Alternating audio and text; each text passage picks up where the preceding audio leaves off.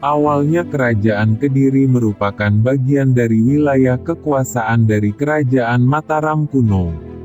Namun pada masa pemerintahan Raja Airlangga Kerajaan Mataram kuno dipecah menjadi dua wilayah. Beliau menugaskan seorang Brahmana yang sakti bernama Empu Barada untuk membagi Kerajaan Mataram kuno. Pembagian wilayah yang dilakukan oleh Airlangga ini karena kedua putranya yang saling memperebutkan tahta kerajaan.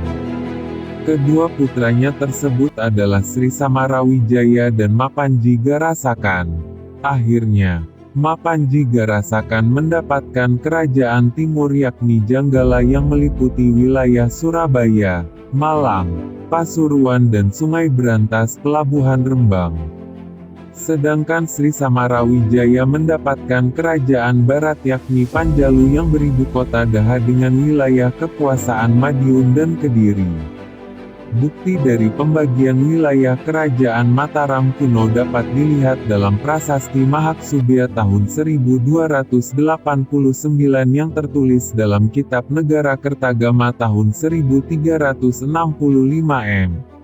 Dalam prasasti tersebut jelas disebutkan bahwa kedua wilayah ini dibatasi oleh Gunung Kawi dan Sungai Berantas. Dulu, nama Panjalu lebih sering digunakan untuk menyebut kerajaan ini. Hal ini dapat dilihat dari beberapa prasasti milik Raja Kediri.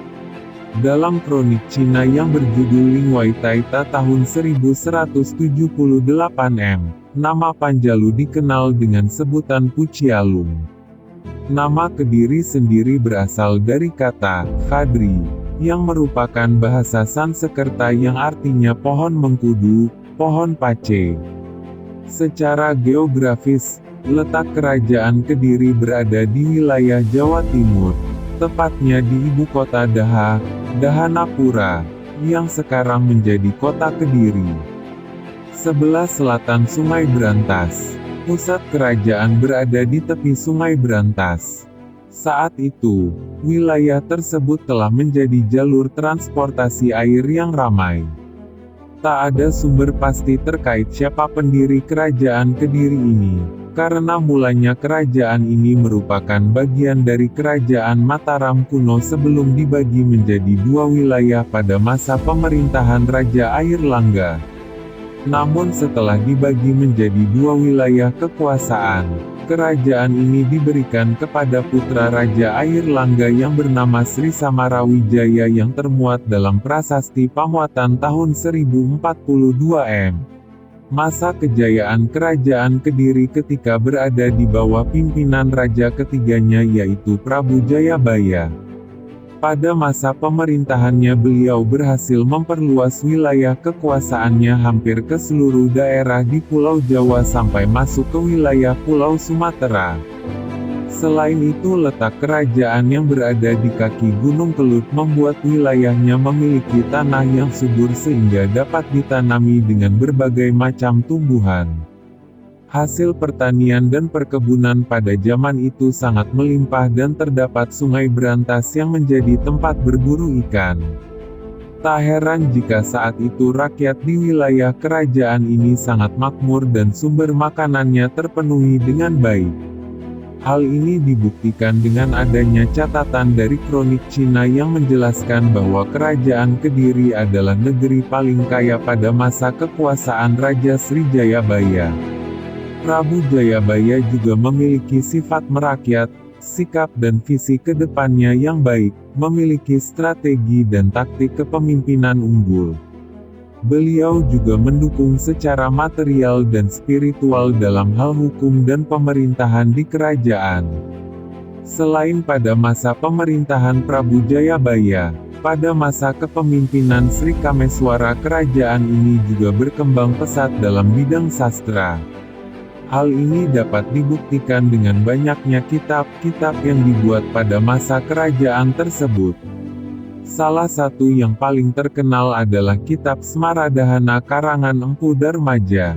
Suasana kehidupan sosial dan budaya di wilayah kerajaan ini dapat dilihat dalam Kitab Lukdaka dan buku Choujukwa. Dalam kitab Lubdaka menjelaskan bahwa kehidupan sosial budaya masyarakat kerajaan sangat teratur.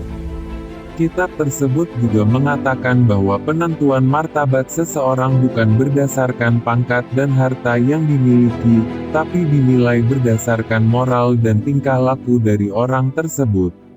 Raja sangat menghargai dan menghormati hak dari rakyatnya. Beliau memberikan kebebasan bagi rakyatnya untuk menjalankan aktivitas kehidupan mereka sehari-hari. Sumber lain menjelaskan kehidupan sosial budaya di wilayah kerajaan sudah mulai tertata dengan baik. Cara berpakaian mereka memakai kain sampai di bawah lutut dengan rambut diurai. Tempat tinggalnya juga sudah bersih dan rapi. Penduduk juga sudah mengenal mata uang yang berasal dari bahan campuran tembaga dan perak. Jika dilihat dari bangunan, arca, prasasti dan karya sastra Jawa kuno peninggalan dari kerajaan Panjalu ini, dapat diketahui bahwa corak kehidupan beragama masyarakat dan kerajaan menganut agama Hindu terutama Siwa yang mendewakan Dewa Wisnu. Ditemukan beberapa candi seperti Candi Gurah dan Candi Tondo Wongso yang menjadi bukti bahwa aliran Wisnuisme berkembang pada masa itu. Penyebab runtuhnya kerajaan Kediri ini saat berada pada masa pemerintahan Raja Kertajaya. Pada masa kepemimpinannya, terjadi pertentangan antara raja dengan kaum tertua Brahmana. Kaum Brahmana menganggap raja telah melanggar aturan agama dan memaksa mereka untuk menyembahnya sebagai dewa. Kaum Brahmana akhirnya meminta pertolongan kepada Ken Arok untuk memimpin daerah Tumapel dan memisahkan diri dari kerajaan Panjalu. Terjadilah peperangan antara rakyat Tumapel dengan kerajaan Kediri. Pada tahun 1222 Ken Arok berhasil mengalahkan Raja Kertajaya dan mengambil alih wilayah kerajaan. Meskipun gitu keadaan ini belum menjadi akhir bagi kerajaan Panjalu. Kerajaan ini masih bisa bangkit kembali di bawah pimpinan Raja Jayakatwang. Masa pemerintahannya tak berlangsung lama karena Jayakatwang diserang oleh tentara Mongol dan pasukan Raden Wijaya, yang berasal dari kerajaan Singosari. Hal inilah yang menjadi akhir dan penyebab runtuhnya kerajaan Kediri.